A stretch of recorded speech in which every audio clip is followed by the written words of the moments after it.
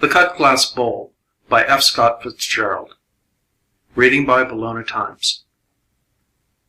There was a rough stone age, and a smooth stone age, and a bronze age, and many years afterward, a cut glass age. In the cut glass age, when young ladies had persuaded young men with long curly mustaches to marry them, they sat down several months afterward and wrote thank you notes for all sorts of cut glass presents: punch bowls, finger bowls, dinner glasses, wine glasses, ice cream dishes, bonbon dishes, decanters, and vases. For, though cut glass was nothing new in the 90s, it was then especially busy, reflecting the dazzling light of fashion from the Back Bay to the fastnesses of the Middle West. After the wedding, the punch bowls were arranged in the sideboard, with the big bowl in the center. The glasses were set up in the china closet. The candlesticks were put at both ends of things, and then the struggle for existence began. The bonbon dish lost its little handle and became a pin tray upstairs. A promenading cat knocked the little bowl off the sideboard, and the hired girl chipped the middle-sized one with the sugar dish. Then the wine glasses succumbed to leg fractures, and even the dinner glasses disappeared, one by one, like the 10 little niggers, the last one ending up, scarred and maimed, as a toothbrush holder among other shabby genteels on the bathroom shelf. But by the time all this had happened, the cut glass age was over anyway. It was well past its first glory on the day the curious Mrs. Roger Fairbolt came to see the beautiful Mrs. Harold Piper. "My dear," said the curious Mrs. Roger Fairbolt, "I love your house. I think it's quite artistic." "I'm so glad," said the beautiful Mrs. Harold Piper, lights appearing in her young dark eyes. "And you must come often. I'm almost always alone in the afternoon." Mrs. Fairbolt would have liked to remark that she didn't believe this at all, and couldn't see how she'd be expected to.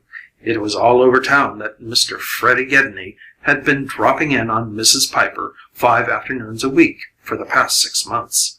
Mrs. Fairbolt was at that ripe age where she distrusted all beautiful women. "I love the dining room most," she said, "all that marvelous china, and that huge cut-glass bowl." Mrs. Piper laughed so prettily that Mrs. Fairbolt's lingering reservations about the Freddie Gedney story quite vanished. "Oh, that big bowl." Mrs. Piper's mouth forming the words was a vivid rose petal.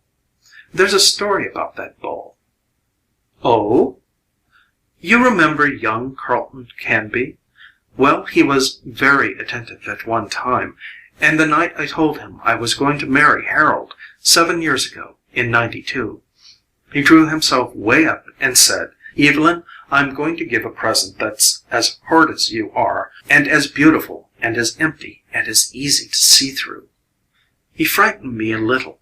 His eyes were so black. I thought he was going to deed me a haunted house or something that would explode when you opened it. That bowl came, and of course it's beautiful. Its diameter, or circumference, or something, is 2½ feet, or perhaps it's 3½ Anyway, the sideboard is really too small for it. It sticks way out." "My dear, wasn't that odd? And he left town about then, didn't he?" Mrs. Fairbolt was scribbling italicized notes on her memory. Hard, beautiful, empty, and easy to see through. "Yes, he went west, or south, or somewhere," answered Mrs. Piper, radiating that divine vagueness that helps to lift beauty out of time. Mrs. Fairbolt drew on her gloves, approving the effect of largeness given by the open sweep from the spacious music room through the library, disclosing a part of the dining room beyond. It was really the nicest smaller house in town, and Mrs. Piper had talked of moving to a larger one on Devereux Avenue. Harold Piper must be coining money.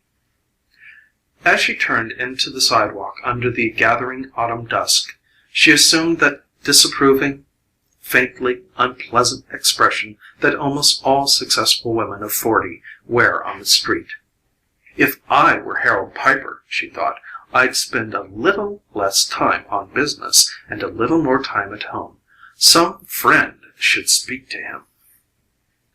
But if Mrs. Fairbolt had considered it a successful afternoon, she would have named it a triumph had she waited 2 minutes longer. For while she was still a black receding figure 100 yards down the street, a very good-looking, distraught young man turned up the walk to the Piper house. Mrs. Piper answered the doorbell herself, and with a rather dismayed expression led him quickly into the library. "I had to see you," he began wildly. "Your note played the devil with me. Did Harold frighten you into this?" She shook her head. "I'm through, Fred," she said slowly, and her lips had never looked to him so much like tearings from a rose. "He came home last night, sick with it. Jessie Piper's sense of duty was too much for her, so she came down to his office and told him. He was hurt, and, oh, I can't help seeing it his way, Fred. He says we've been club gossip all summer, and he didn't know it, and now he understands snatches of conversation he's caught and veiled hints people have dropped about me. He's mighty angry, Fred, and he loves me, and I love him, rather." Gedney nodded slowly and half closed his eyes. "Yes," he said. "Yes, my trouble's like yours. I can see other people's points of view too plainly." His gray eyes met her dark ones frankly. "The blessed thing's over. My God, Evelyn, I've been sitting down at the office all day looking at the outside of your letter, and looking at it, and looking at it. You've got to go." "You've got to go, Fred," she said steadily, and the slight emphasis of hurry in her voice was a new thrust for him. "I gave him my word of honor I wouldn't see you. I know just how far I can go with Harold, and being here with you this evening is one of the things I can't do." They were still standing, and as she spoke, she made a little movement toward the door. Gedney looked at her miserably, trying, here at the end, to treasure up a last picture of her. And then suddenly both of them were stiffened into marble at the sound of steps on the walk outside. Instantly her arm reached out, grasping the lapel of his coat, half urged, half swung him through the big door into the dark dining room. "I'll make him go upstairs," she whispered close to his ear. "Don't move till you hear him on the stairs, then go out the front way." Then he was alone, listening as she greeted her husband in the hall. Harold Piper was 36, 9 years older than his wife. He was handsome, with marginal notes, these being eyes that were too close together, and a certain woodenness when his face was in repose. His attitude toward this Gedney matter was typical of all his attitudes. He had told Evelyn that he considered the subject closed, and would never reproach her nor allude to it in any form, and he told himself that this was rather a big way of looking at it, that she was not a little impressed. Yet, like all men who are preoccupied with their own broadness, he was exceptionally narrow. He greeted Evelyn with emphasized cordiality this evening. "You'll have to hurry and dress, Harold," she said eagerly. "We're going to the Bronsons." He nodded. "It doesn't take me long to dress, dear," and his words trailing off, he walked on into the library. Evelyn's heart clattered loudly. "Harold," she began, with a little catch in her voice, and followed him in. He was lighting a cigarette. "You'll have to hurry, Harold," she finished, standing in the doorway. "Why?" he asked a trifle impatiently. "You're not dressed yourself yet, Evie." He stretched out in a Morris chair and unfolded a newspaper. With a sinking sensation, Evelyn saw that this meant at least 10 minutes, and Gedney was standing breathless in the next room. Supposing Harold decided that, before he went upstairs, he wanted a drink from the decanter on the sideboard, then it occurred to her to forestall this contingency by bringing him the decanter and a glass. She dreaded calling his attention to the dining room in any way, but she couldn't risk the other chance. But at the same moment, Harold rose and, throwing his paper down, came toward her.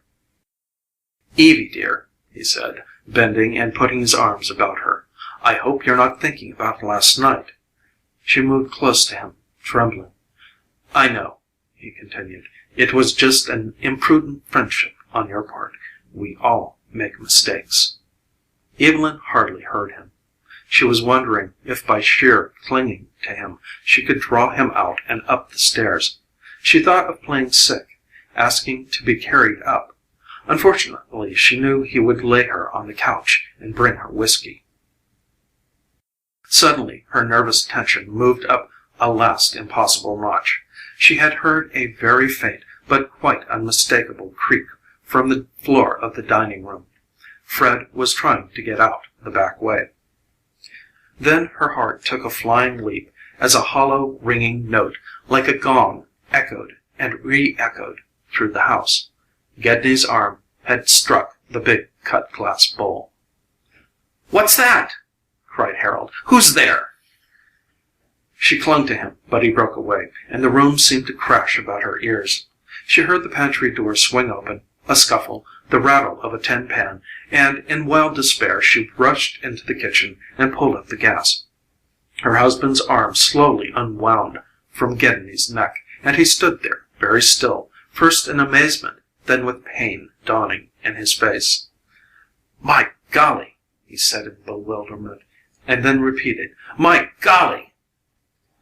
He turned as if to jump again at Gedney, stopped, his muscles visibly relaxed, and he gave a bitter little laugh.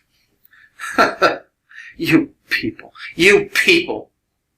Evelyn's arms were around him, and her eyes were pleading with him frantically, but he pushed her away and sank dazed into a kitchen chair, his face like porcelain. "You've been doing things to me, Evelyn. Why, you little devil! You little devil!" She had never felt so sorry for him. She had never loved him so much. "It wasn't her fault," said Gedney, rather humbly. "I just came."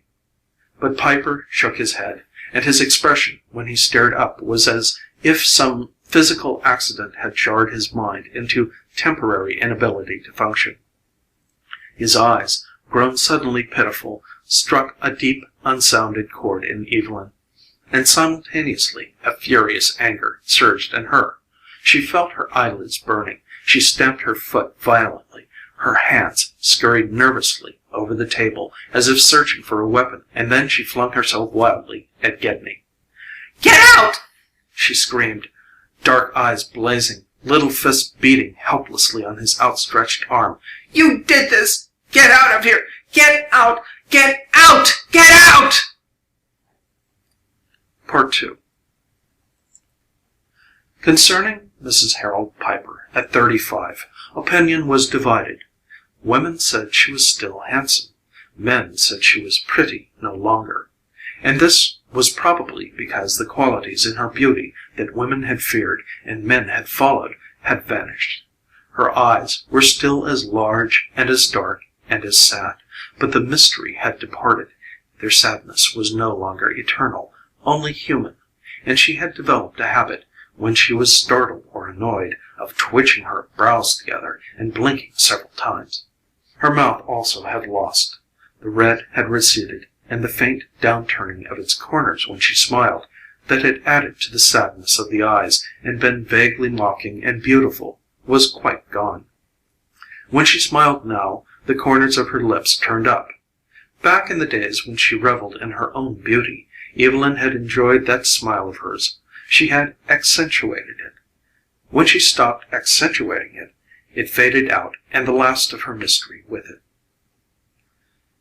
Evelyn had ceased accentuating her smile within a month after the Freddie Gedney affair.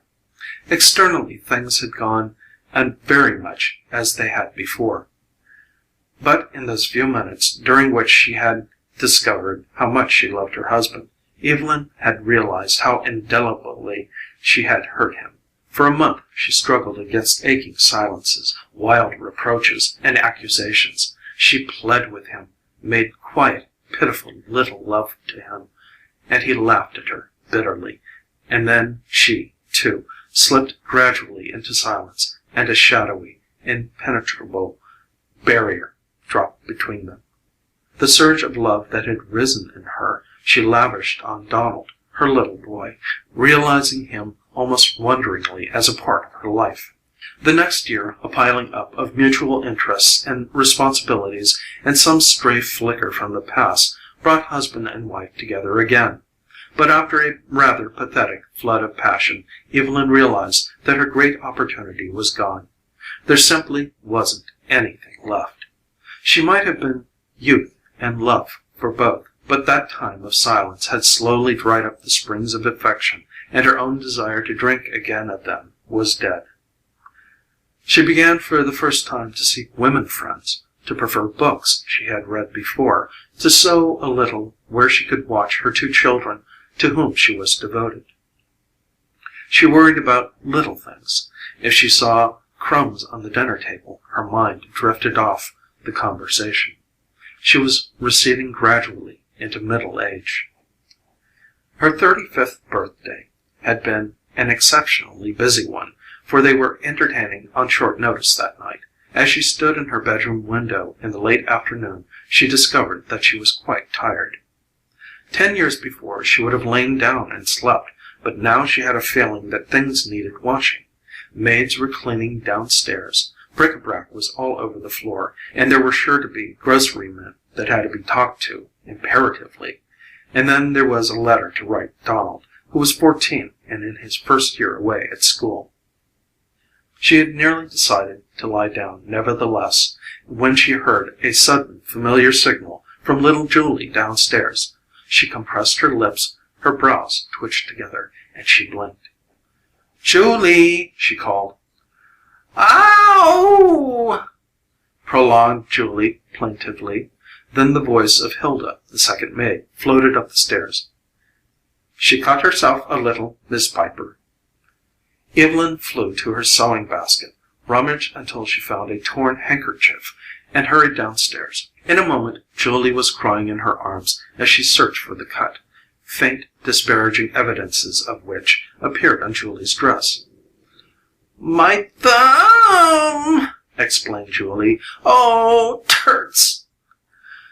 "It was the bowl here, the he one," said Hilda apologetically. "It was waitin' on the floor while I polished the sideboard, and Julie come along and went to foolin' with it. She yust scratch herself." Evelyn frowned heavily at Hilda, and, twisting Julie decisively in her lap, began tearing strips of the handkerchief. "Now, let's see it, dear." Julie held it up, and Evelyn pounced. "There." Julie surveyed her swathed thumb doubtfully. She crooked it. It waggled. A pleased, interested look appeared in her tear-stained face. She sniffled and waggled it again. "You precious!" cried Evelyn, and kissed her, but before she left the room she leveled another frown at Hilda. Careless. Servants all that way nowadays. If she could get a good Irish woman. But you couldn't any more, and these Swedes. At 5 o'clock Harold arrived, and, coming up to her room, threatened in a suspiciously jovial tone to kiss her 35 times for her birthday. Evelyn resisted. "You've been drinking," she said shortly, and then added qualitatively, "a little. You know I loathe the smell of it." "Evie," he said after a pause, sitting himself in a chair by the window, "I can tell you something now. I guess you've known things haven't been going quite right downtown." She was standing at the window, combing her hair, but at these words she turned and looked at him. "How do you mean? You've always said there was room for more than one wholesale hardware house in town." Her voice expressed some alarm. "There was," said Harold significantly, "but this Clarence Ahern is a smart man." "I was surprised when you said he was coming to dinner."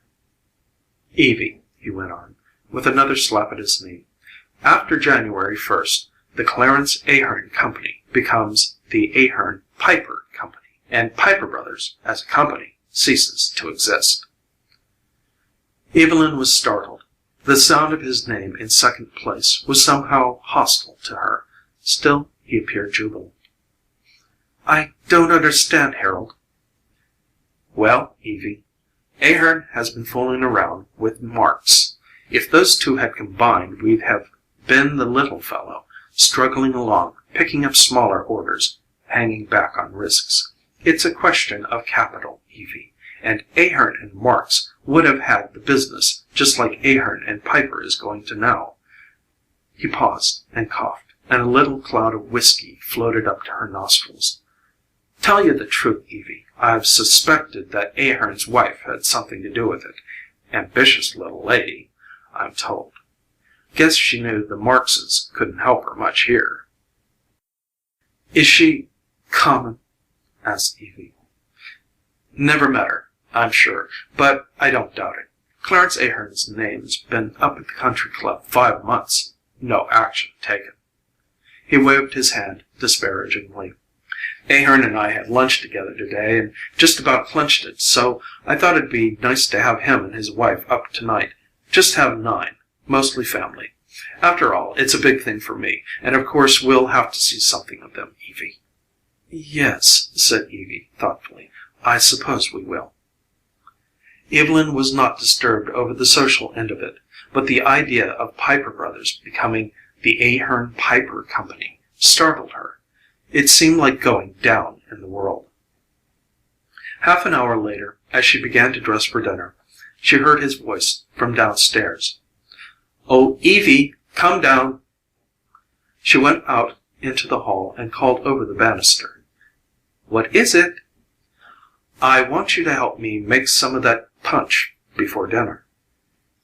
Hurriedly rehooking her dress, she descended the stairs and found him grouping the essentials on the dining-room table.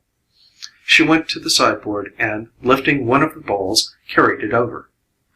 Oh, no, he protested. Let's use the big one. There'll be Ahern and his wife, and you and I, and Milton. That's 5. And Tom and Jessie. That's 7. And your sister, and Joe Ambler. That's 9. You don't know how quick that stuff goes when you make it. We'll use this bowl, she insisted. It'll hold plenty. You know how Tom is. Tom Lowry, husband to Jessie, Harold's first cousin, was rather inclined to finish anything in a liquid way that he began. Harold shook his head. Don't be foolish. That one holds only about 3 quarts, and there's 9 of us, and the servants will want some, and it isn't strong punch. It's so much more cheerful to have a lot, Evie. We don't have to drink all of it. I say the small one. Again he shook his head obstinately. No, be reasonable. I am reasonable, she said shortly. I don't want any drunken men in the house. Who said you did? Then use the small bowl. Now, Evie. He grasped the smaller bowl to lift it back. Instantly, her hands were on it, holding it down. There was a momentary struggle, and then, with a little exasperated grunt, he raised his side, slipped it from her fingers, and carried it to the sideboard. She looked at him and tried to make her expression contemptuous, but he only laughed. Acknowledging her defeat, but disclaiming all future interest in the punch, she left the room. Part 3. At 7:30, her cheeks glowing and her high-piled hair gleaming with a suspicion of brilliantine, Evelyn descended the stairs. Mrs. Ahern, a little woman concealing a slight nervousness under red hair and an extreme empire gown, greeted her volubly. Evelyn disliked her on the spot, but the husband she rather approved of. He had keen blue eyes and a natural gift of pleasing people that might have made him, socially, had he not so obviously committed the blunder of marrying too early in his career. I'm glad to know Piper's wife, he said simply. It looks as though your husband and I are going to see a lot of each other in the future. She bowed, smiled graciously, and turned to greet the others. Milton Piper, Harold's quiet, unassertive younger brother. The 2 Lowrys, Jessie and Tom. Irene, her own unmarried sister, and finally Joe Ambler, a confirmed bachelor and Irene's perennial beau. Harold led the way into dinner. "We're having a punch evening," he announced jovially. Evelyn saw that he had already sampled his concoction. "So there won't be any cocktails except the punch. It's my wife's greatest achievement, Mrs. Ahern. She'll give you the recipe if you want it. But owing to a slight," he caught his wife's eye and paused, "to a slight indisposition, I'm responsible for this batch. Here's how." All through dinner there was punch, and Evelyn, noticing that Ahern and Milton Piper and all the women were shaking their heads negatively at the maid, knew she had been right about the bowl. It was still half full. She resolved to caution Harold directly afterward, but when the women left the table, Mrs. Ahern cornered her, and she found herself talking cities and dressmakers with a polite show of interest. "We've moved around a lot," chattered Mrs. Ahern, her red head nodding violently. "Oh, yes, we've never stayed so long in a town before, but I do hope we're here for good. I like it here, don't you?" "Well, you see, I've always lived here, so naturally—" "Oh, that's true," said Mrs. Ahern, and laughed. "Clarence always used to tell me he had to have a wife he could come home to and say, 'Well, we're going to Chicago tomorrow to live, so pack up.' I got so I never expected to live anywhere." She laughed her little laugh again. Evelyn suspected that it was her society laugh. "Your husband is a very able man, I imagine." "Oh, yes," Mrs. Ahern assured her eagerly. "He's brainy, Clarence is. Ideas and enthusiasm, you know. Finds out what he wants and then goes and gets it." Evelyn nodded. She was wondering if the men were still drinking punch back in the dining room. Mrs. Ahern's history kept unfolding jerkily, but Evelyn had ceased to listen.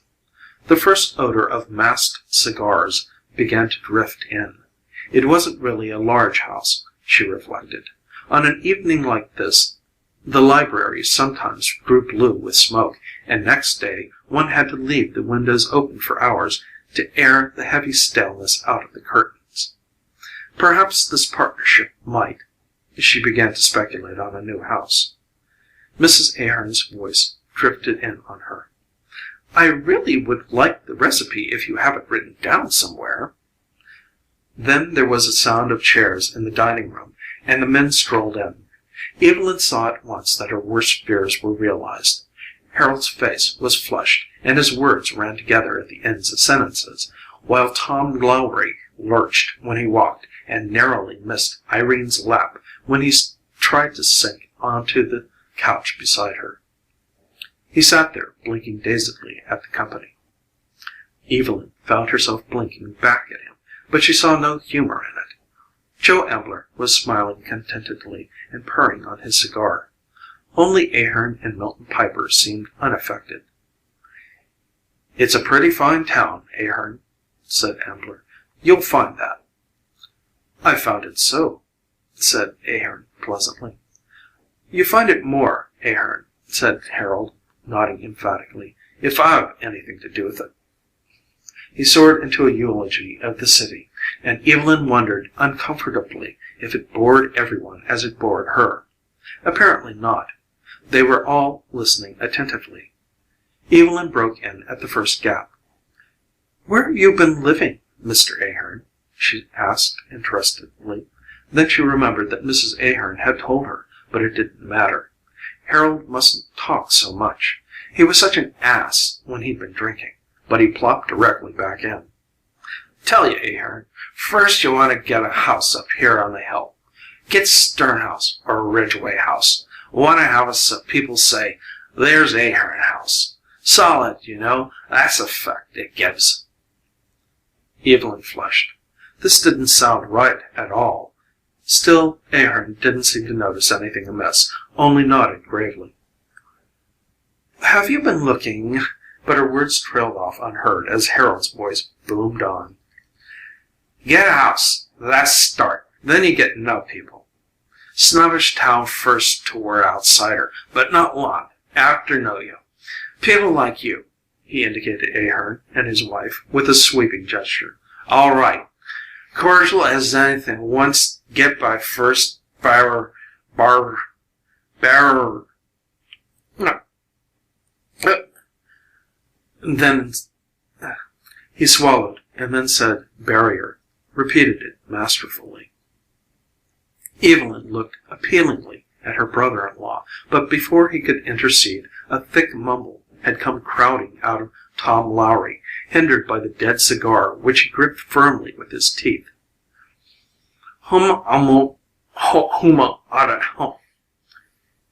What? Demanded Harold earnestly.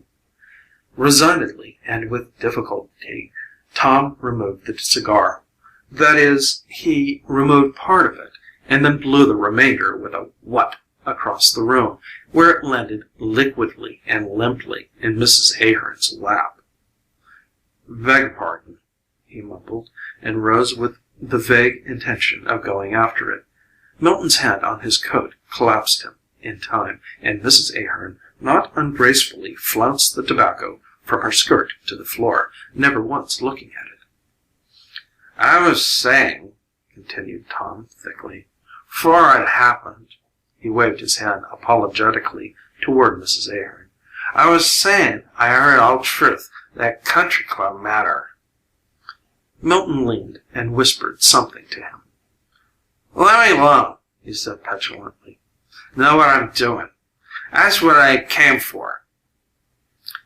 Evelyn sat there in a panic, trying to make her mouth form words. She saw her sister's sardonic expression and Mrs. Ahern's face turning a vivid red. Ahern was looking down at his watch chain, fingering it. I heard who's been keeping you out, and he's not a bit better than you. I can fix the whole damn thing up. Would have before, but I didn't know you. Harold told me you felt bad about the thing. Milton Piper rose suddenly and awkwardly to his feet. In a second, everyone was standing tensely, and Milton was saying something very hurriedly about having to go early, and the Aherns were listening with eager intentness. Then Mrs. Ahern swallowed and turned with a forced smile toward Jessie. Evelyn saw Tom lurch forward and put his hand on Ahern's shoulder, and suddenly she was listening to a new anxious voice at her elbow, and, turning, found Hilda, the second maid. Please, Miss Piper, I think Yulie got her hand poisoned. It's all swole up, and her cheeks is hot, and she's moaning and groaning. Julie is? Evelyn asked sharply. The party suddenly receded. She turned quickly, sought with her eyes for Mrs. Ahern, slipped toward her. If you'll excuse me, Mrs. She had momentarily forgotten the name, but she went right on. My little girl's been taken sick. I'll be down when I can. She turned and ran quickly up the stairs, retaining a confused picture of rays of cigar smoke and a loud discussion in the center of the room that seemed to be developing into an argument. Switching on a light in the nursery, she found Julie tossing feverishly and giving out odd little cries. She put her hand against the cheeks. They were burning.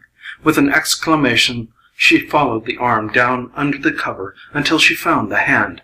Hilda was right. The whole thumb was swollen to the wrist, and in the center was a little inflamed sore. Blood poisoning. Her mind cried in terror. The bandage had come off the cut, and she'd gotten something in it. She cut it at 3 o'clock. It was now nearly 11. 8 hours. Blood poisoning couldn't possibly develop so soon. She rushed to the phone. Dr. Martin, across the street, was out. Dr. Falk, their family physician, didn't answer. She racked her brains and in desperation called her throat specialist and bit her lip furiously while he looked up the numbers of 2 physicians. During that interminable moment, she thought she heard loud voices downstairs, but she seemed to be in another world now. After 15 minutes, she located a physician who sounded angry and sulky at being called out of bed. She ran back to the nursery and, looking at the hand, found it was somewhat more swollen. "Oh, God!" she cried, and kneeling beside the bed began smoothing back Julie's hair over and over.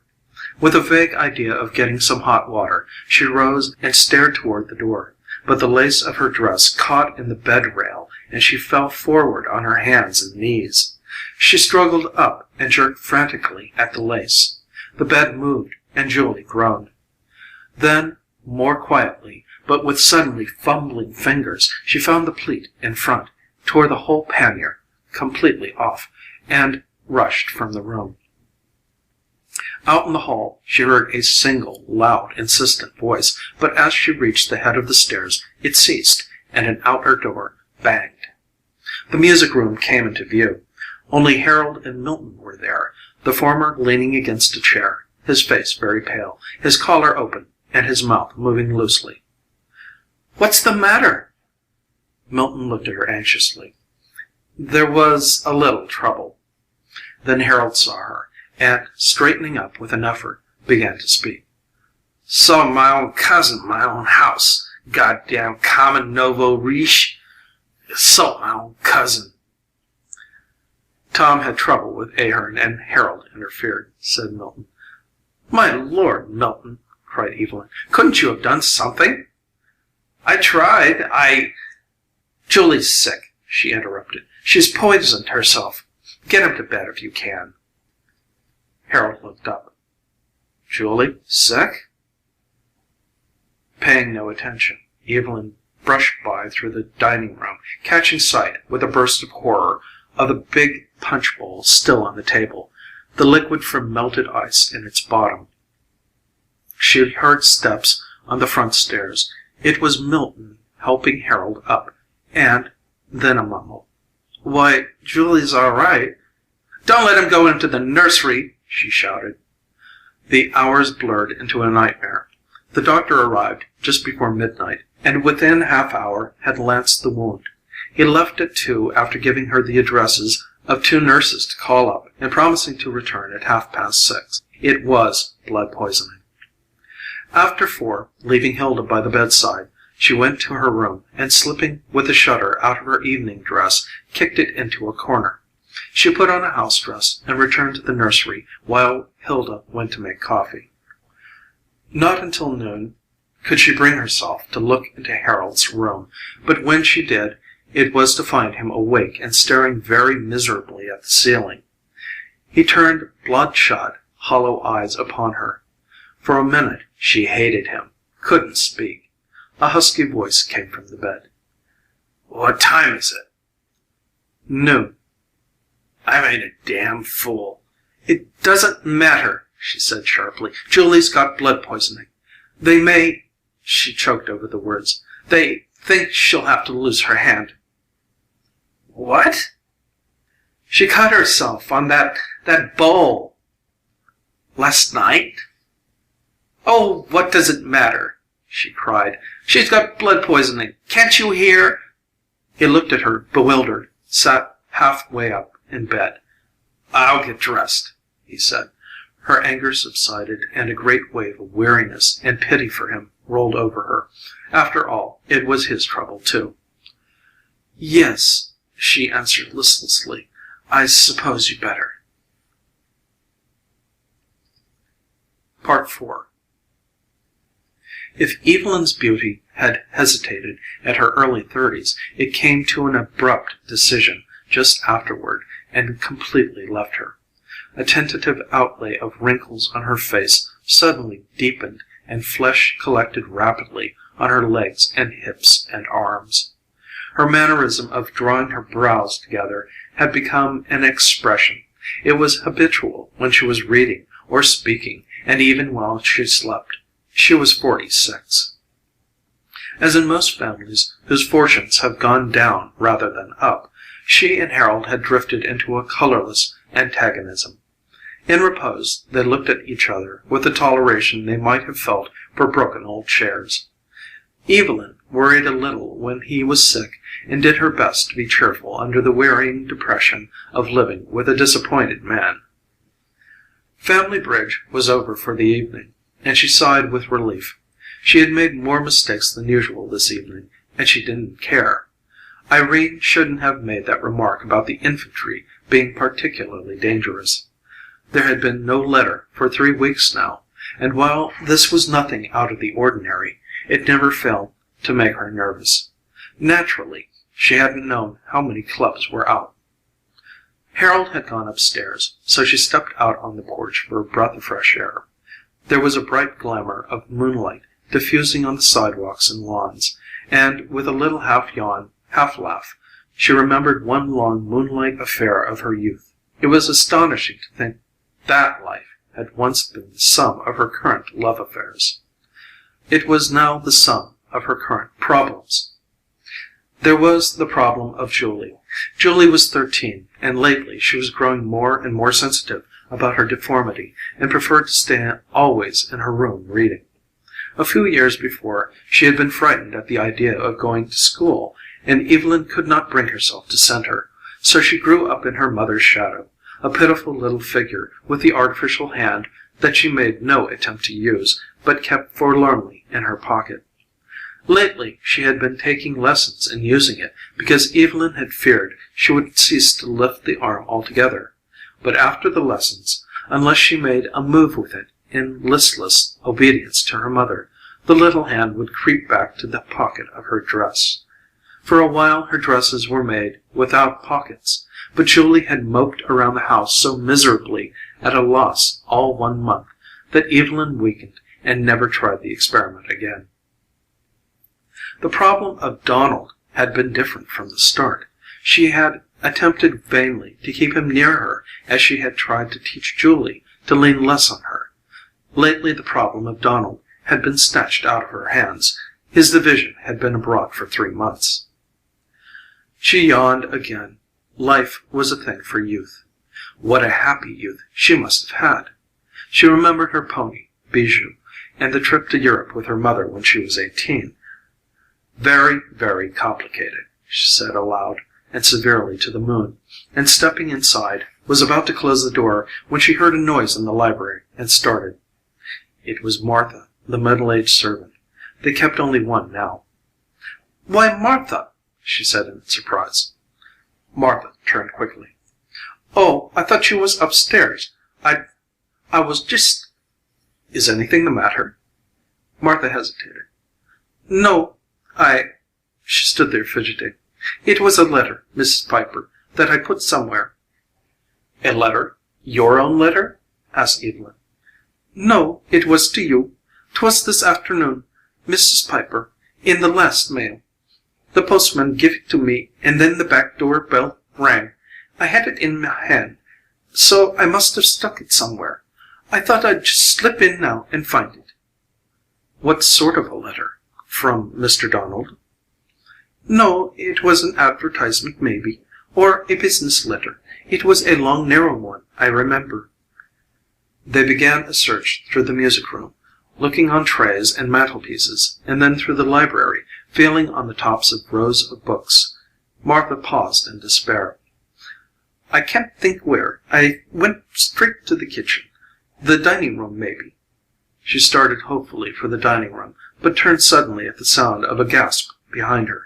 Evelyn had sat down heavily in a Morris chair, her brows drawn very close together, eyes blinking furiously. "Are you sick?" For a minute there was no answer. Evelyn sat there very still, and Martha could see the very quick rise and fall of her bosom.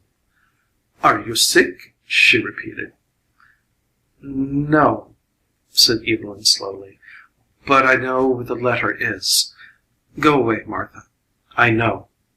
Wonderingly, Martha withdrew, and still Evelyn sat there, only the muscles around her eyes moving, contracting and relaxing and contracting again. She knew now where the letter was. She knew as well as if she had put it there herself, and she felt instinctively and unquestionably what the letter was. It was long and narrow like an advertisement, but up in the corner, in large letters, it said War Department, and in smaller letters below, Official Business. She knew it lay there in the big bowl, with her name in ink on the outside, and her soul's death within.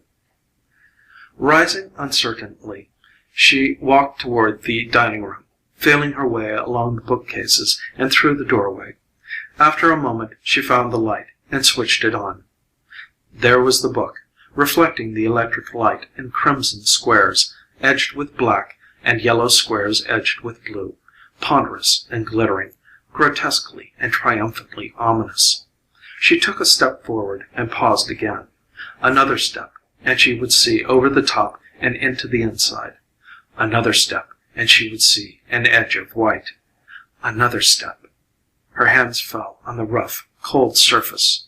In a moment she was tearing it open, fumbling with an obstinate fold, holding it before her while the typewritten page glared out and struck at her. Then it fluttered like a bird to the floor. The house that had seemed whirring, buzzing a moment since, was suddenly very quiet. A breath of air crept in through the open front door, carrying the noise of a passing motor. She heard faint sounds from upstairs, and then a grinding racket in the pipe behind the bookcases, her husband turning off a water tap. And in that instant it was as if this were not, after all, Donald's hour, except in so far as he was a marker in the insidious contest that had gone on in sudden surges and long, listless interludes between Evelyn and this cold, malignant thing of beauty, a gift of enmity from a man whose face she had long since forgotten. With its massive, brooding passivity, it lay there in the center of her house as it had lain for years, throwing out the ice-like beams of 1,000 eyes, perverse glitterings, merging each into each, never aging, never changing. Evelyn sat down on the edge of the table and stared at it, fascinated. It seemed to be smiling now, a very cruel smile, as if to say, "You see, this time I didn't have to hurt you directly. I didn't bother. You know it was I who took your son away. You know how cold I am, and how hard, and how beautiful, because once you were just as cold and hard and beautiful." The bowl seemed suddenly to turn itself over, and then to distend and swell until it became a great canopy that glittered and trembled over the room, over the house, and as the walls melted slowly into mist, Evelyn saw that it was still moving out and farther away from her, shutting off far horizons and suns and moons and stars, except as inky blots seen faintly through it. And under it walked all the people, and the light that came through to them was refracted and twisted until shadow seemed light and light seemed shadow, until the whole panoply of the world became changed and distorted under the twinkling heaven of the bowl. Then there came a faraway, booming voice like a low, clear bell. It came from the center of the bowl, and down the great sides to the ground, and then bounced toward her eagerly. "You see, I am fate," it shouted, "and stronger than your puny plans, and I am how things turn out, and I am different from your little dreams, and I am the flight of time, and the end of beauty and unfilled desire. All the accidents and imperceptions and the little minutes that shape the crucial hours are mine. I am the exception that proves no rules, the limits of your control, the condiment in the dish of life." The booming sounds stopped. The echoes rolled away over the wide land to the edge of the bowl that bounded the world, and up the great sides and back to the center, where they hummed for a moment and died. Then the great walls began slowly to bear down upon her, growing smaller and smaller, coming closer and closer, as if to crush her. And as she clenched her hands and waited for the swift bruise of the cold glass, the bowl gave a sudden wrench and turned over, and lay there on the sideboard, shining and inscrutable, reflecting in 100 prisms, myriad, many-colored glints and gleams and crossings and interlaces of light.